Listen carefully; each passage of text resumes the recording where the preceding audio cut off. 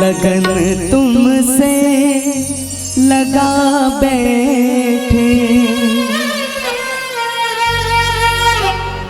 लगन तुमसे लगा बैठे, लगन तुमसे लगा बैठे, जो होगा देखा जाएगा।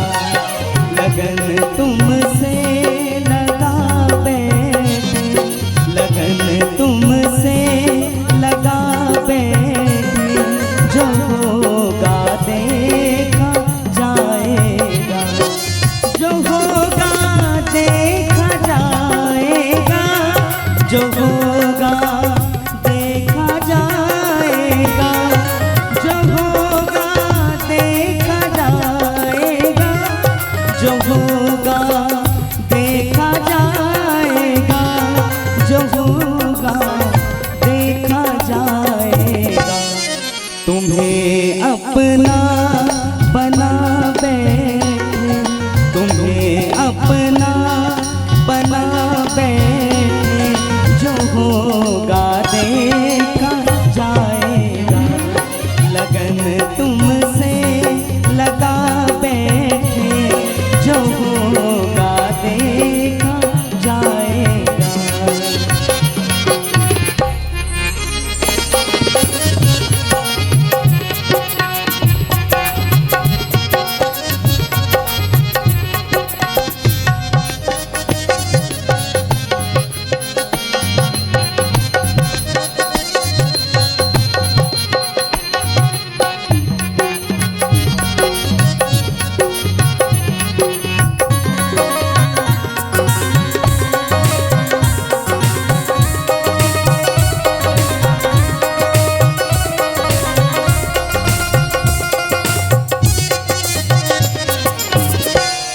कभी दुनिया से डरते थे, वो छुप के याद करते थे।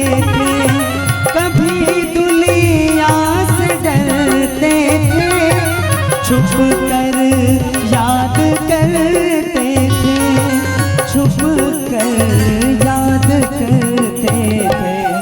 लो अब पर्दा उठा बैठे, लो अब पर्दा उठा बैठे, जो होगा देखा जाएगा। लगन तुमसे लगा बैठे, जो होगा देखा जाएगा।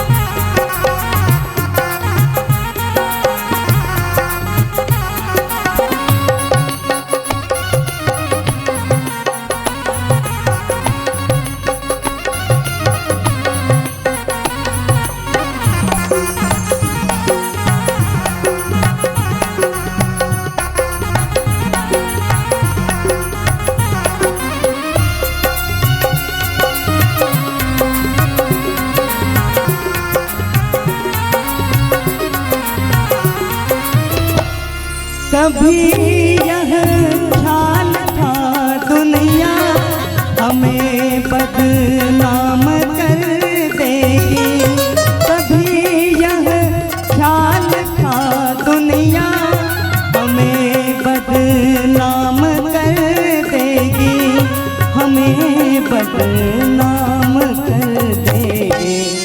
सभी कुछ भूल बैठे हैं, सभी कुछ भूल बैठे हैं, जो होगा देखा जाएगा।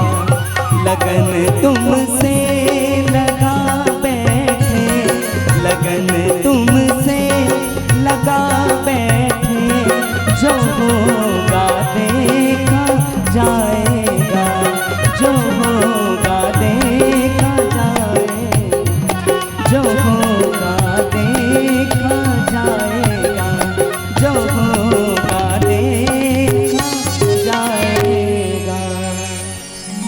लखन सिया रामचंद्र की जय। हरिओम हरिओम। ठीक हरिओम हरिओम।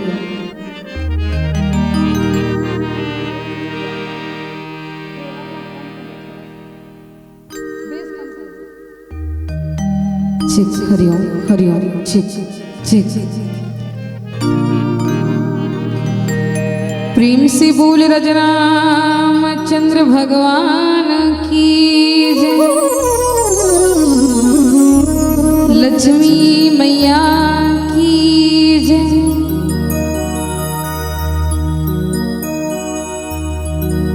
लोकाभिरामं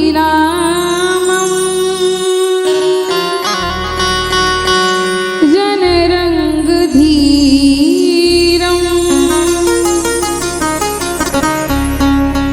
राजीवनेत्रं रघुवंशनाथं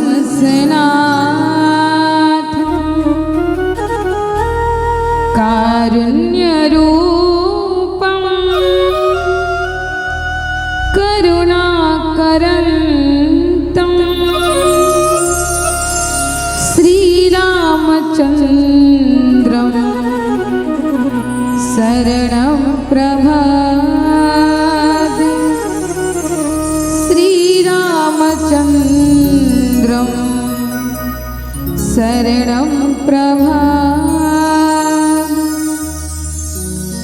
छत्तीसगढ़ की बेटी कौशल्या, छत्तीसगढ़ की बेटी कौशल्या, छत्तीसगढ़ के भाचाराव और छत्तीसगढ़ के पुण्यधरा, तुम्हें कोटि कोटि प्रणाम, तुम्हें कोटि कोटि प्रणाम।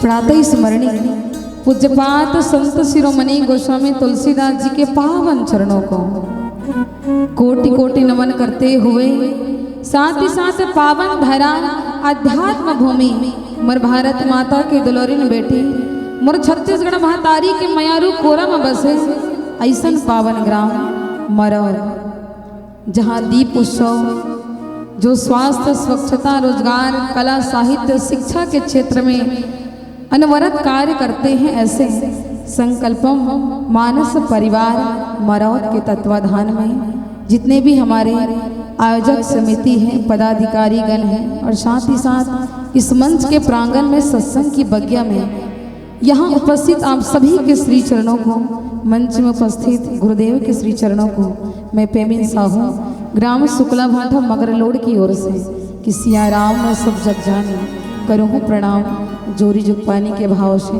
प्रणाम करते हुए नमन करते हुए आइए सुंदर चर्चा करने का प्रयास भातृ प्रेम रामचरितमानस की अयोध्या कांड दोहा क्रमांक 41 कि मुनिगण मिलनो विशेषी बन सब ही भांति हित मोह, तेहि महापितो आयसु बहुरी सम्मत जननी तो। रामचरितमानस से भातृ प्रेम आर्यवर्त के दो महान ग्रंथ, एक महाभारत और दूसरा श्री रामचरितमानस। बाबा गोस्वामी तुलसीदास जी महाराज जब रामचरितमानस की रचना किए तो उनके मन में महाभारत के वो दृश्य को लेकर के प्रश्न खड़े करते हैं कि बड़े भाग मानुष तन पावा, कि सुर दुर्लभ सब ग्रंथ ही गावा। मनुष्य के शरीर, मनुष्य की योनि को सबसे बड़ा श्रेष्ठ योनि माना गया है कि कुरुक्षेत्र के मैदान में महाभारत में एक दृश्य देखने को मिलते हैं कि कुरुक्षेत्र के मैदान में एक और पांडव है और एक तरफ कौरव है, एक तरफ कौरव और एक तरफ पांडव है। दोनों कौन? तो प्रश्न किए दोनों कौन? तो भाई हैं। और खड़े क्यों हैं? एक दूसरे के प्राण लेने के लिए खड़े हैं। और ये युद्ध का परिणाम ये हुआ 18 दिनों का भीषण युद्ध में केवल 8 लोग ही बचे, 5 पांडव और एक कृपाचार्य, अश्वत्थामा और कृतवर्मा, केवल 8 बचे इस तत्कालीन 18 दिनों के भीषण युद्ध में कुरुक्षेत्र के मैदान में। एक तरफ कौरव और एक तरफ पांडव। और बाकी जितने भी बड़े योद्धा थे सब समाप्त हो गए, केवल 8 ही बचे। तब बाबा गोस्वामी तुलसीदास जी महाराज के मन में एक सवाल आया, क्या मानव के शरीर प्राप्त करने का यही उद्देश्य है? युद्ध करो और एक दूसरे से लड़ो। गोस्वामी तुलसीदास जी महाराज लिखते हैं कि नर तन सम नहीं कवन नहीं देही, जीव चराचर जाचत तेहि, कि नरक स्वर्ग अपवर्ग निसेनी, ज्ञान विराग भगति शुभ देनी। ये मनुष्य के शरीर प्राप्त करने का केवल श्रेष्ठ उद्देश्य क्या है, लक्ष्य क्या है मानव प्राप्त करने का? तो गोस्वामी जी कहते हैं कि यही तन कर फल विषय न भाई। ये शरीर जो हम प्राप्त किए हैं इनका केवल विषय वासना ही नहीं है, तो क्या है? तो ये शरीर प्राप्त करने के बाद कि नर तन भव बारिधि कहूँ बेरो, सन्मुख मरुत अनुग्रह मेरो, कि करण धार सदगुरु दृढ़नावा, दुर्लभ साज सुलभ करी पावा, कि जो न तरे भव सागर नर समाज असपाय, सोकृत निंदक मंदमती आत्महं गति जाय। कहने का मतलब है कि शरीर को प्राप्त करने के बाद मनुष्य धर्म के रास्ते पर चले, धर्म के रास्ते पर चल के मोक्ष को प्राप्त करे, उस मुक्ति को प्राप्त करे। और तब गोस्वामी तुलसीदास जी महाराज श्री रामचरितमानस में एक युद्ध की परिकल्पना करते हैं। वो युद्ध जहाँ राज्य को प्राप्त करने के लिए खून की नदियां नहीं बहाना पड़ेगा और नहीं लाश सौ के पहाड़ गाड़ना है, तो कैसे? तो सिर्फ समर्पण के, भाई और भाई के प्रति प्रेम, भाई और भाई के प्रति समर्पण की परिकल्पना बहुत ही सुंदर ढंग से भैरव कवि करते हैं कि राम भरत छिड़ गई, राम भरत छिड़ गई भैरव एक लड़ाई, 14 बरस लड़ेंगे दोनों चलो देखने भाई। एक और है राम एक और भरत व्रतधारी, अवध राज्य को गेंद बना दोनों ने ठोकर मारी। युद्ध महाभारत में भी होते हैं, लेकिन महाभारत का युद्ध एक दूसरे के प्राण लेके राज्य प्राप्त करने का युद्ध हुआ, और एक युद्ध रामचरितमानस में भी हुआ। वो युद्ध जहाँ समर्पण के युद्ध है, जहाँ राम भरत के लिए राज्य छोड़ने के लिए तैयार हैं और भरत राम के लिए राज्य छोड़ने के लिए तैयार है। वो रामचरितमानस में राम राज्य की परिकल्पना तब बात आती है, तो राम राज्य की कल्पना भरत जैसे त्यागी भाई के लिए महत्वपूर्ण भूमिका है। और रामचरितमानस के माध्यम से अगर हमें भातृ प्रेम देखना है, भातृ प्रेम में हमें भरत और भगवान श्री रामचंद्र जी के चरित्र के माध्यम से हम देख सकते हैं रामचरितमानस में। इनके लिए दोहा श्री रामचरितमानस से कई प्रसंग, जब भगवान श्री रामचंद्र जी को सुमन बुला के लाते हैं, तब वो जगह भगवान श्री रामचंद्र जी बोले जो माँ बाप के लिए भी हो सकते हैं और होते भी हैं कि सुनो जननी सोई सुत बड़े भागी, जो पितु मातु वचन अनुरागी, कितने मातु पितु तोष निहारा, दुर्लभ जननी सकल संसारा। इनके कारण भगवान श्री रामचंद्र जी कहे कि मुनिगण मिलनो विशेषी बन, सब ही भांति हित मोह, तेहि महापितो आयस बहुरी सम्मत जननी तो। माता कैकेयी को संबोधित करते हुए कहे कि माँ, मुझे ऐसा लगता है कि आपके द्वारा और मेरे पिताजी के द्वारा वनवास दिए जा रहे हैं, तो कुछ सब ही भांति हित मोर, सब प्रकार से केवल मेरा ही हित होने वाला है। अब सब प्रकार से हित होने वाला है तो सब प्रकार से हित कैसे होगा?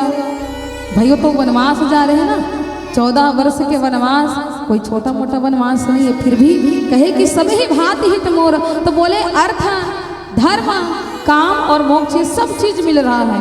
अर्थ भी मिल रहा है, काम भी मिल रहा है, मोक्ष भी मिल रहा है, और काम भी मिल रहा है, मोक्ष अर्थ और धर्म ये चारों मिल रहे हैं।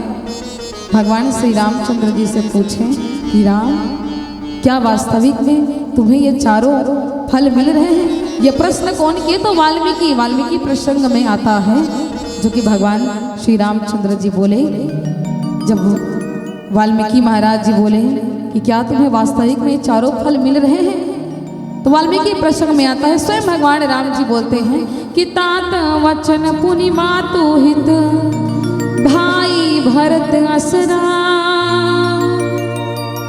मोह कहूँ दरस तुम्हारे प्रभु सब मम पुण्य प्रभा। संसार वाले की दृष्टि में राम वनवास जा रहे हैं, और हमारे भी दृष्टि में राम वनवास ही जा रहे हैं। मैया कौशल्या और राजा दशरथ की दृष्टि में भी राम वनवास जा रहे हैं, भरत की दृष्टि में, और जितने भी अयोध्या के नर नारी हैं सबकी दृष्टि में भगवान राम कहाँ जा रहे हैं? तो वनवास जा रहे हैं। मतलब उनको बहुत तकलीफ हो। हमारी भी दृष्टि में अगर राम वनवास जाते तो बहुत तकलीफ होता, क्योंकि राम सबके आंखों के तारे हैं। इसीलिए जितने भी सभी की दृष्टि में माता कौशल्या के लिए, दशरथ की दृष्टि में, भरत जी की दृष्टि में, पूरा अयोध्या के नर नारी की दृष्टि में राम कहाँ जा रहे हैं? तो वनवास जा रहे हैं। मतलब सबको बहुत तकलीफ है, बहुत ज्यादा कष्ट हो रहा है। लेकिन भगवान क्या कह रहे हैं कि सब ही भांति हित मोर। फिर भी भगवान कह रहे हैं कि सब ही भांति हित मोर, मुझे कोई तकलीफ नहीं है, बिल्कुल कोई तकलीफ है ही नहीं। मतलब मेरे जीवन के सभी लक्ष्य के पुरुषार्थ के जो 4 फल हैं, अर्थ धर्म काम और मोक्ष, चारों फल के प्राप्ति हो रहा है कि सब ही भांति हित मोर। आश्चर्यचकित होके वाल्मीकि जी पूछे कि राम, आप क्या बोल रहे हो? आपको चारों फल मिल रहे हैं? हाँ, मुझे चारों फल मिल रहे हैं। तब रामचंद्र जी कहे कि सबसे पहला माता पिता की बात मानना। सौभाग्य है कि पिता के बस आदेश मुझे नहीं मिले, बल्कि माता के भी इसमें सम्मत है कि तात वचन पुनि मातु हित। माता कैकेयी सोचे कि राम वनवास चले जाएंगे तो मेरे पुत्र भरत को पूरा राज गद्दी मिल जाएगा, राज्य मिल जाएगा, ये माता कैकेयी सोचे। वो कहते हैं कि मेरी माँ, भगवान राम श्री रामचरितमानस में भगवान श्री रामचंद्र जी कभी भी माता कैकेयी को सौतेली माँ नहीं समझे, सगी माँ से बढ़कर के उनका सम्मान किए। जो सगी माँ को हम जब सम्मान करते हैं ना, वही उससे कहीं ज्यादा बढ़कर के भगवान श्री रामचंद्र जी ने माता कैकेयी का सम्मान किया। और जब भी हम सकारात्मक नजरिए से कोई भी घटना को देखते हैं, कोई भी घटना को हम देखते हैं, जानते हैं, तब निश्चित रूप से हमारे जीवन का कल्याण होता है। और वही भाव भगवान राम का, ये हमें भगवान श्री रामचंद्र जी के चरित्र से हमें सीख मिलते हैं। ये भगवान श्री रामचंद्र जी के महाराज के उपदेश है। तो तात वचन पुनि मातु हित। मुनिराज, सबसे पहले बात तो ये है कि मुझे अपने पिताजी के वचन पालन करने का, अपना सहयोग करने का, पिता का तो वचन था लेकिन मुझे भी उसमें सम्मिलित होने का मौका मिला। ये मेरे लिए बहुत ही सौभाग्य की बात है, क्योंकि मेरे पिताजी ने क्या वचन है, पिताजी के वचन है। और रघुकुल की एक परंपरा है। कैसी परंपरा? कि रघुकुल रीते सदा चली आई, कि प्राण जाए पर वचन न जाए। राजा दशरथ जी, मेरे पिताजी राजा दशरथ मेरे पिताजी ने मेरी माँ को 2 वरदान दिए, 2 वचन दिए और 2 वरदान आपको दूंगा करके मेरी माँ को बोले। अगर समय के साथ वो 2 वरदान मांगी, भले ही मेरे पिताजी वरदान स्वीकार करने के बाद भी मुझे अपने जबान से कभी नहीं बोले कि 14 वर्ष के वनवास जाओ, लेकिन ये मेरा सौभाग्य है कि वरदान को पूरा करने का मुझे मौका मिला। ये मेरे पिताजी के समक्ष जो पुत्र का कर्तव्य होता है वो कर्तव्य भगवान राम ने पूरा किया। साथ ही साथ माँ तो हुई, माता कैकेयी के हित, माता कैकेयी जिस भाव के साथ मेरे लिए वरदान मांगे, अर्थात पिता के तो सम्मान हो रहे हैं, साथ ही साथ माता कैकेयी के भी सम्मान हो रहे हैं, तो उनके साथ साथ मुझे भी उनके वचन का पालन करने का मुझे मौका मिला। ये भगवान राम सोच रहे कि तात वचन पुनिमात हो। इसके पश्चात भाई भरत असराओ, इस पर चर्चा करने का प्रयास सुंदर भजन के साथ। प्रेम से बोले राजा रामचंद्र भगवान की जय।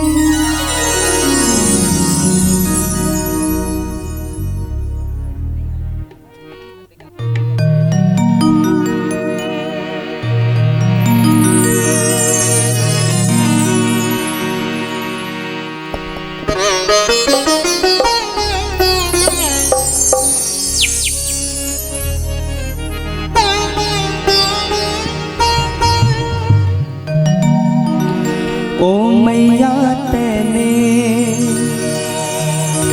ठानी मन में राम सिया भेज दैरी बन में। ओ मैया तेने ठानी तेने ठानी मन में राम सिया भेज दैरी बन में। राम सिया भेज दैरी बन में। हठली तेने ठानी मन में। हठली तेने ठानी मन में राम सिया भेज दैरी बन में। राम सिया भेज दैरी बन में।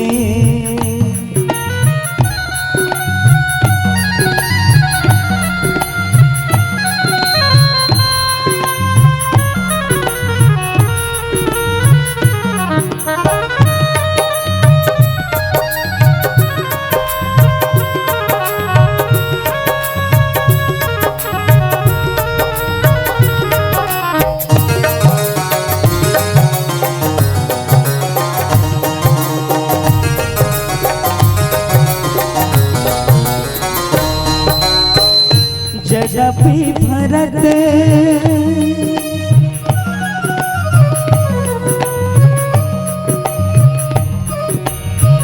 जदपि भरत तेरा ही जायो।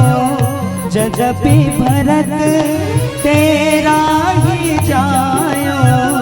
तेरी करनी देख ल जायो।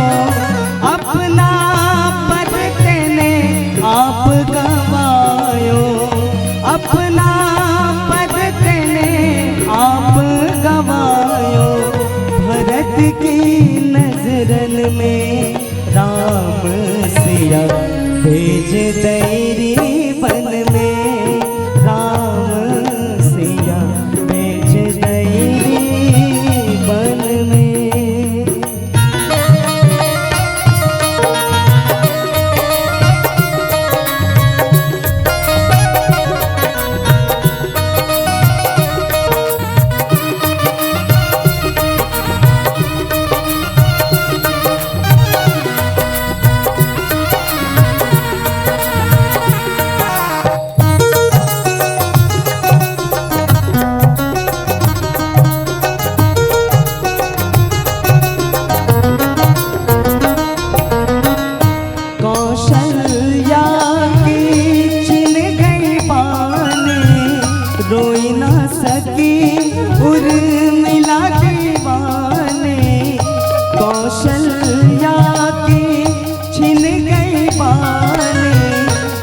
ना सकी उर्मिला दीवाने, कैकई बस तू एक ही रानी, कैकई बस तू एक ही रानी। रह गई महलन में राम सिया, भेज दैरी बन में राम सिया, भेज दैरी बन में। हठीली तेरे काठाली मन में राम सिया, भेज दैरी बन में राम सिया, भेज दैरी बन में राम सिया, भेज दैरी बन में। लखन सिया रामचंद्र की जय। भाई भरत असराव। भगवान श्री रामचंद्र जी महाराज किस छोटे भाई भरत जी महाराज, भाई भरत असराव। भरत शब्द जो है कौन से शब्द, तो हिंदी साहित्य के भरतार। भरतार अर्थात पोषण करने वाला, पालन करने वाला, लेकिन सामान्य अर्थ में भी भरतार पति को भी कहा जाता है, लेकिन भरतार हिंदी साहित्य में भरत जी महाराज के लिए पालन करने वाला, तो पोषण करने वाला। नामकरण के समय भी लिखे रामचरितमानस में कि विश्व भरण पोषण कर जोई, और ताकर नाम भरत अस होई। गुरु वशिष्ठ जी महाराज कहे तो ऐसे व्यक्ति को राजा बनने में मुझे सहयोग करने का मौका मिला, जो वास्तविक में क्या, तो संसार के पालन करने वाला है भाई भरत असराव। एक संत है और उनके अंतःकरण में कभी भी किसी के प्रति अहित का भाव नहीं है, अहित की बात नहीं हुआ। और राजा में यह गुण होना चाहिए जो सबसे पहले चर्चा किए सम्मानीय गुरुदेव कि मुखिया मुख सो चाहिए, खान पान कहुए और पाले पोसे सकल अंग तुलसी सहित विवेक। मुखिया में ये जो गुण होना चाहिए वो गुण मेरे भाई भरत में है। तुम और वो मेरे छोटे भाई राज गद्दी में बैठेंगे। भगवान श्री रामचंद्र जी इस बात को और भी सोचे थे। कब? जब वशिष्ठ जी महाराज कहे कि राम कल तुम्हें राज गद्दी में बैठना है, तो आज रात तक संयम नियम के साथ रहो। तब भगवान श्री रामचंद्र जी मन में सोचे, कौन सी बात सोचे कि जन्मे एक संग सब भाई, भोजन शयन केरी नरी खाई, कि करण वेद उपबीत बियाह, संग संग सब भय उछाहा। भगवान श्री रामचंद्र जी महाराज उसी समय सोचे कि ये कैसी परंपरा है कि तीन भाई को पीछे छोड़ दिए और मुझे राजगद्दी में बिठा रहे हैं। अरे मैं तो ऑलरेडी बड़ा हूँ, अगर छोटे भाई को राजा बना दिया जाए तो दुनिया वाले मुझे कहेंगे कि अयोध्या के राजा के बड़े भाई हैं करके, लेकिन सब छोटे को बगल में करके मुझे राजा बनाएंगे। ये भगवान बोले सोचे। संसार में और कोई नहीं सोच सकता, एक सोचने वाला कोई है तो है भगवान श्री रामचंद्र जी महाराज, भाई भरत असराव। और फिर मोह कहूँ दरस तुम्हारा प्रभु। और इसके बाद आप सबका दर्शन, संतों का दर्शन, संत का दर्शन क्या तो बड़े भाग पाई सत्संग। और विनय प्रयास होई भव भंगा। संत के दर्शन से मुक्ति की प्राप्ति, संत के दर्शन से मोक्ष की प्राप्ति। अब अर्थ धर्म काम और मोक्ष। अर्थ क्या? भगवान राम को सब कुछ मिल गया ना, सब ही भांति हित मोर। तो अर्थ की दृष्टि से अर्थ धर्म और काम और मोक्ष। अर्थ धन, अर्थ हम किनको बोलेंगे तो धन है, पूंजी है, राज्य है। भगवान श्री रामचंद्र जी कहे कि कि पिता दीन मोहे कानन राजू, माता कौशल्या से कहे कि बोले मुझे अर्थ की प्राप्ति भी हो गई। पिता दीन मोहे कानन राजू, ये क्या है? तो अर्थ है। और धर्म की प्राप्ति कैसे हुई? तो शिव दधीची हरिचंद्र नरेशा, सहे धर्म हित कोटि कलेसा, रति देव बलि भूप सुजाना, धर्म धरे सही संकट नाना, मैं सोही धर्म सुलभ करि पावा।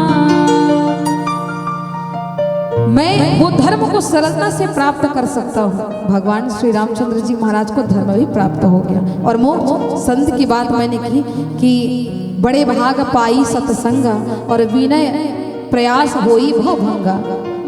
जो संत के दर्शन कर दे वही मुक्ति की प्राप्ति है, वही मोक्ष की प्राप्ति। वही क्या है? तो मोक्ष है। काम तब भरत जी महाराज कहाँ पहुंचे? तो चित्रकूट में। तो भगवान श्री रामचंद्र जी सोचे कि भरत के मन में ये प्रश्न है। कौन सा प्रश्न? कि मेरे राम और लखन, कि राम लखन शिव, राम लखन सिया, बिनु पग पनहि, करी मुनि वेश फिरहि बन बनहि। मेरे कारण मेरे भाई इतना कष्ट सह रहे हैं। भगवान भरत जी महाराज के मन में बिना पनही के जंगल जंगल कष्ट पा रहे हैं। वर्षा में, ठंड में, गर्मी में कष्ट सह रहे हैं। भरत मन ही मन सोच करके व्याकुल हो रहे हैं। तब भगवान श्री रामचंद्र जी कहते हैं कि तुम कहते हो कि मैं बहुत कष्ट सह रहा हूँ भरत, बहुत दुख पा रहा हूँ। जंगल में तो जंगल में आकर के देखो कि मैं दुख पा रहा हूँ या सुख पा रहा हूँ। भरत चित्रकूट में जैसे ही पहुंचे भगवान के कुटिया के सामने, तो भगवान को देखे। कैसे देखे? तो दूर से देखे। दूर से जब देखे भगवान को तो कैसे? कि कर कमलनी धनुषायक फेरत, जिय की जरनी हरत हसी हेरत, कि बलकत वसन जटिल तनु श्यामा, जनु मुनि वेश किन्हरती कामा। भरत जी महाराज जब भगवान को देखे ना, तो उनको ऐसा प्रतीत हुआ कि मानो स्वयं कामदेव और रति आकर के मुनि का वेश धारण करके वन में विहार कर रहे हैं, वन में घूम रहे हैं। जब भगवान राम को देखे ना, और मैया सिया को चित्रकूट में जब कुटिया के सामने आए, तो मानो ऐसा लगा कि स्वयं कामदेव और रति जो है मुनि का वेश धारण करके वन में विहार कर रहे हैं। भरत को ऐसे नहीं दिखे, फिर भी वो देख रहे हैं। उन्हें दिखाया गया है भगवान श्री रामचंद्र जी के माध्यम से। तो भरत, तुम्हारे दृष्टि में मैं बहुत दुख पा रहा हूँ, तुम्हें ऐसा लगता है, लेकिन नहीं, मैं जंगल में भी बहुत खुश हूँ, मैं जंगल में भी बहुत प्रसन्न हूँ। ये भगवान कह रहे हैं। दुख में भी सुख का अनुभव कर रहे हैं भगवान राम। तो इस प्रकार से भगवान राम वन में रहकर भी सुख का आनंद ले रहे हैं। और वही भरत जी महाराज सोच रहे हैं कि वो दुख में है, लेकिन भगवान राम जंगल में भी खुश हैं, खुशी का अनुभव कर रहे हैं। दुख में भी खुशी का अनुभव भगवान राम कर रहे हैं। तो इस प्रकार से समाज में त्याग होगा, भाई के प्रति, एक भाई के प्रति दूसरे भाई के प्रति जब समर्पण होगा, प्रेम होगा, भरत के प्रति जैसे राम का समर्पण था और राम के प्रति भरत जी महाराज के प्रति जो समर्पण था, वो समर्पण अगर समाज में भी देखें तो निश्चित रूप से राम राज्य की परिकल्पना हो सकती है। युद्ध महाभारत में भी हुए, कौरव और पांडव के लड़ाई के माध्यम से राम राज्य नहीं आ सकता। राम राज्य केवल और केवल पूर्ण तभी होगा जब एक भाई का दूसरे भाई के प्रति समर्पण का भाव होगा, तभी राम राज्य पूर्ण रूप से संपन्न हो सकता है, पूर्ण रूप से हो सकता है। समर्पण का भाव भाई के प्रति, प्रेम हो सकता है, तभी कहीं जाकर के राम राज्य की परिकल्पना हो सकती है। और रामचरितमानस में केवल भरत जी महाराज ही, केवल भगवान राम ही ऐसे हैं जिनके दोनों भाई के प्रति इतना अटूट प्रेम, जिनकी परिकल्पना करना भी असंभव सा लगता है। और वही भातृ प्रेम आप सबके भी सुंदर रखने का ये प्रयास रहा कि मुनिगण मिलन विशेष बन, सब ही भांति हित मोर, और तेहि महा पितु आयस बहुरी सम्मत जननी तोर। इस प्रकार से आप सभी के बीच चर्चा करने का प्रयास भातृ प्रेम को लेकर के।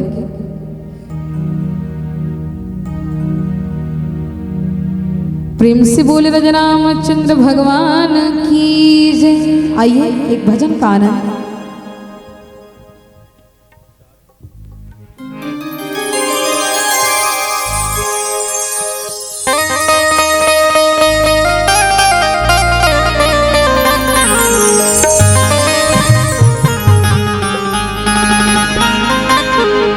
जिसकी नजरों में है श्याम प्यारे,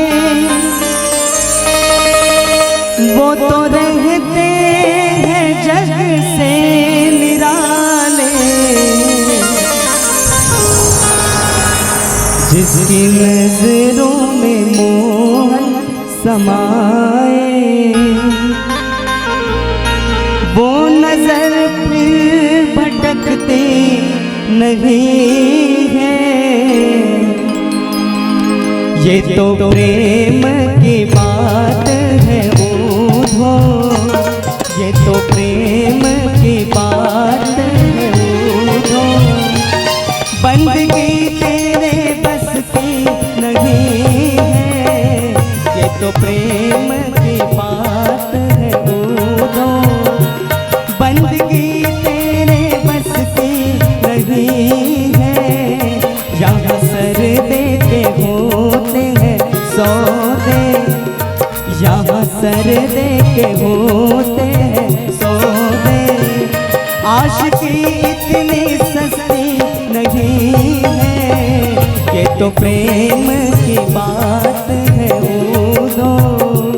बंदगी तेरे बस की नहीं है, ये तो प्रेम की बात है ऊधो।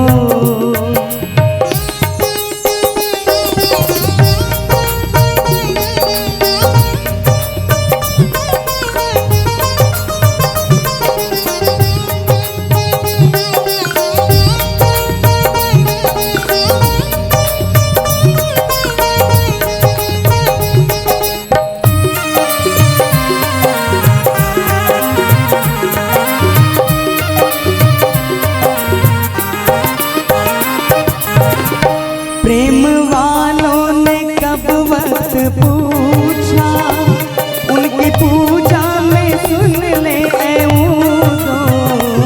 प्रेम वालों ने कब वक्त पूछा, उनकी पूजा में सुन ले ऐ ऊधो।